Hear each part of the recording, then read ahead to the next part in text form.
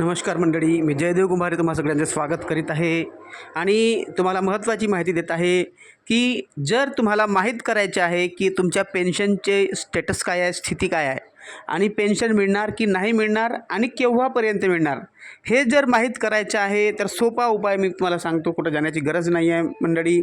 पहा, संजय गांधी पोर्टलवर तुम्ही जेव्हा सर्च कराल गुगलमध्ये संजय गांधी DBT पोर्टल, तर अशा प्रकारचा इंटरफेस येईल. ह्या ठिकाणी पहा, इथं जे हिरव्या रंगाने मी राईट केलेलं आहे ते सध्या स्थिती आहे. तिथं तुम्हाला क्लिक करायचे आहे आणि तिथं क्लिक केल्यानंतर समोर मग तुम्हाला आधार नंबर टाकावा लागेल. मग त्यानंतर तुम्हाला कॅप्चा विचारेल आणि कॅप्चाच्या नंतर तुम्हाला OTP येईल.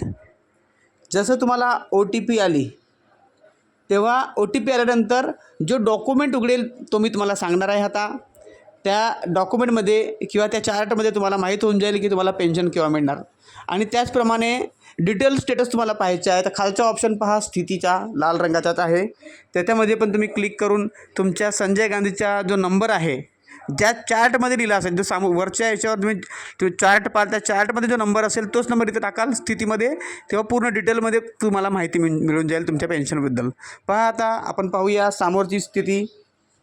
जेव्हा तुम्ही आधार कार्ड टाकून OTP टाकून जेव्हा लॉग इन होता संजय गांधी निराधार योजनेच्या पोर्टलवर, पहा अशा प्रकारचा एक ऑप्शन येईल आणि इथंच तुम्ही त्या ऑप्शनमध्ये तुम्हाला चेक करायचं आहे अपलोड डेट आणि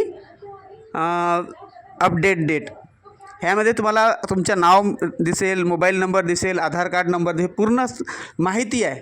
आणि इथंच संजय गांधी निराधार योजना तुमच्या पेन्शनचा नंबर काय आहे तो पण तुम्हाला पहा, समोरच्याच बाजूला तुम्हाला 5-6 नंबरवर मिळेल तुम्हाला स्कीम नेम म्हणून. तो स्कीम नेम तुम्हाला लिहून ठेवायचा आहे कुठंतरी आणि तो स्कीम नेम तुम्हाला मग नंतर त्या स्थितीमध्ये टाकायचा आहे. तेव्हा तुम्हाला तुमच्या योजनेची, तुमच्या काय योजना आहे, कसं आहे, काय स्थिती आहे DBTची पूर्ण स्थिती तुम्हाला कळून जाईल. आणि ह्या चार्टमध्ये तुम्ही पाहायचं आहे, चार्टमध्ये अपलोड डेट आणि अपडेट डेट. ती डेट जर ह्या महिन्याची आहे, ज्या महिन्यामध्ये तुम्ही वाट पाहता पेन्शनची, त्याच महिन्याची जर डेट लिहिली आहे, समजून जायचं की तुम्हाला पेन्शन नक्की येणार आहे, काही प्रॉब्लेम नाही.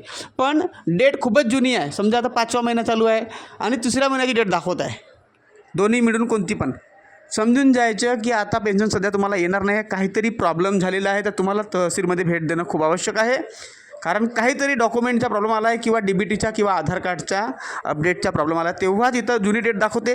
नाहीतर एकदम अपलोड डेट एकदम अपडेटेड असते. जसं हा 5वा महिना आहे, लास्टमध्ये आहे आपण, तर सुरुवातीची डेट दाखवते 5व्या महिन्याची, जर 5व्याची पेन्शन येणार असेल तर.